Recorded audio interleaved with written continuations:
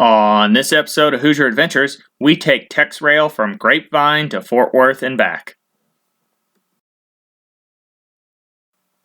So we got on TexRail at the Grapevine Station, which is conveniently located in downtown Grapevine. It's also right next to the station for the Grapevine Vintage Railroad as well. Right now, the price structuring for tickets on TexRail is structured in such a way that it just makes sense if you are going to ride the train more than once a day, that you should just go ahead and get an entire day pass. So the day pass is just the cost of 2 tickets. I saw in the news that when TexRail first opened, it was actually free. And for a given amount of time, I don't know how long it was, but you could actually just take TexRail for free. The idea was to get people on board, get them using it and familiar with it, and then eventually, now you have to pay. Now there are 2 other stations on TexRail that we did not actually get to see. One is DFW North, and then the other is DFW Terminal B. So TexRail runs all the way from downtown Fort Worth to DFW. It's a very convenient trip. It's very similar to the DART's Orange Line, which if you haven't seen my video on DART Orange Line to the airport, go ahead and check it out. But the great thing about TexRail is that it is much faster than its companion over at DART. So here you'll see some footage of us just leaving the Grapevine. Some real cool stuff was over on this side of the train that I didn't realize. One, they have this old train. I'm not sure actually what that's used for, whether that's a museum or they use it for parts, who knows. There's a turntable right here. And as we got farther and farther out, I was very surprised about how much there was actually to see along this rail route. No, this isn't the Starship Enterprise. This is what the inside of one of the TexRail trains look like. So you'll notice the structure of the inside of the trains is a lot different than DART or a normal sort of, metro line. It's much more of a commuter rail feel, and that is also reflected in the track of TexRail. So you'll notice if you look at a map, there are very few stops between the beginning of the line and the end of the line.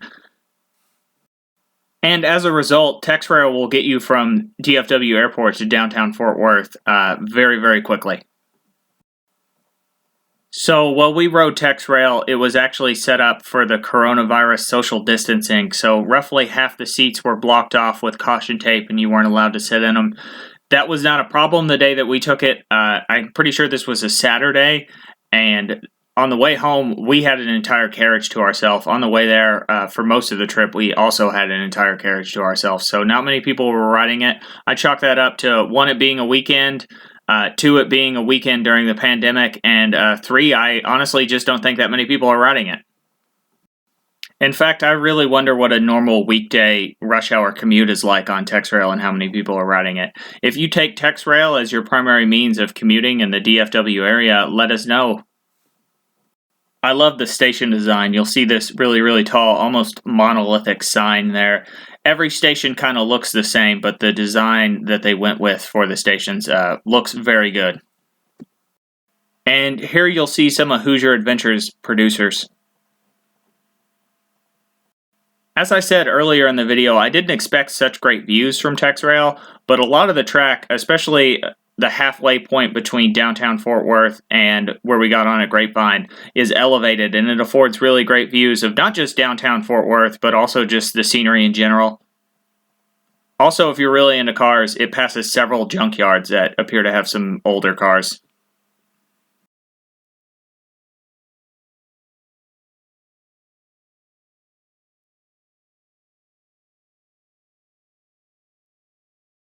And this is our train coming into what was the Fort Worth Intermodal Transportation Facility, but has since been rechristened the Fort Worth Central Station.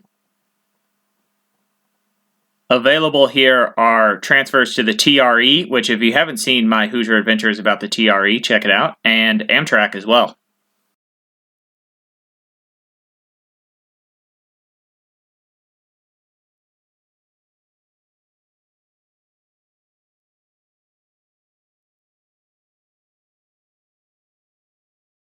And here out the window, you'll see an Amtrak train. Overall, I would say my favorite part of the journey is actually this stretch between Fort Worth Central Station and Fort Worth T&P Station. The train will eventually become elevated. You swing across downtown as you go into T&P Station, and you can see the station building out the window. If you haven't been to Fort Worth T&P Station, it is certainly worth a visit. If you're like me and you're into older train stations, the station building is just really amazing. For a long time, I believe the station was abandoned. Eventually, they started running the TRE to the station. If you haven't seen my Hoosier Adventures episode about the TRE, I definitely recommend that you check it out. But one of the things that I brought up in that video is I wonder how much foot traffic T&P Station actually sees. It's on the south side of downtown Fort Worth, and I really doubt that many people are taking either the TRE or TexRail here. I feel like they've extended these lines from Fort Worth Central Station more as a gesture of goodwill than anything else. That being said, I very much consider myself one of the beneficiaries of this goodwill gesture because the station building is amazing and I might not have been able to see it unless they had extended these lines here. One of the cool things about T&P Station is that you can rent it out for wedding receptions and other special events. You'll notice these chalkboards on the left. Those are the chalkboards they used to write down the train departure times on. Now, if you have a special event here, they'll actually write down, happy wedding so-and-so or blah, blah, blah. So that's pretty cool. As an event space, I think it would be cool to come to a wedding reception here and really unique to have your wedding reception in an old train station.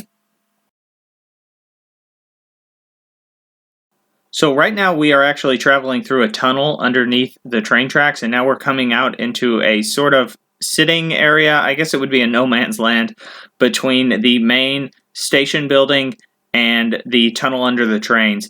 Now, the day that we were here, the main station building's waiting room was closed. However, I was able to get into it when I took the TRE here. So if you're interested to see what that waiting room looks like on the inside, and it does look really cool, make sure to check out my video about the TRE. A little known fact about T&P Station is that it actually has a bar and restaurant in it.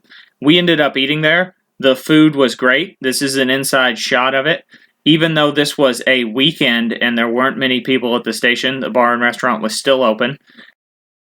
Overall, this ended up being my favorite experience of the journey here, taking TexRail. That's one of my producers there. So something that's actually cool about this atrium here is it has this gigantic fan. And it's hard to tell the scale on camera, but I mean, that was probably the biggest fan I've ever seen, so I had to get a shot of it. On the day that we took TexRail, trains were running about every hour, so that gave us just enough time to get off our train, eat something at the T&P Tavern, and then get back on the next train out of Fort Worth.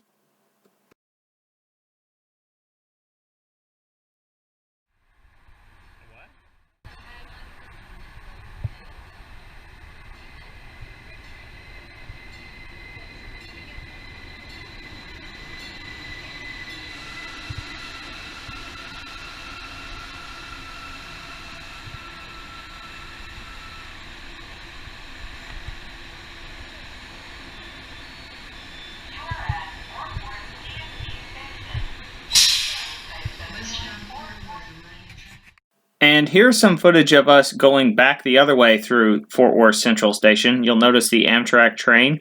I know that the Amtrak train from Fort Worth at least goes to Oklahoma City, and I believe it also goes to Chicago, among possibly other destinations. I'll have to check that out one day. This is some footage of a local high school sports complex. You'll notice it is absolutely gigantic, so I felt the need to take some footage of that as well. Overall, I was very surprised about how fast TexRail is. If you live on the Fort Worth side of DFW and you need to get from DFW Airport to downtown Fort Worth very quickly and without driving your own car, I think it's just a great way to get there and back. Plus, the inside of the trains are very comfortable, very spacious, and very new, so it's an overall enjoyable experience. I hope you enjoyed this episode of Hoosier Adventures, and I hope you like, comment, and subscribe, and be on the lookout for more videos.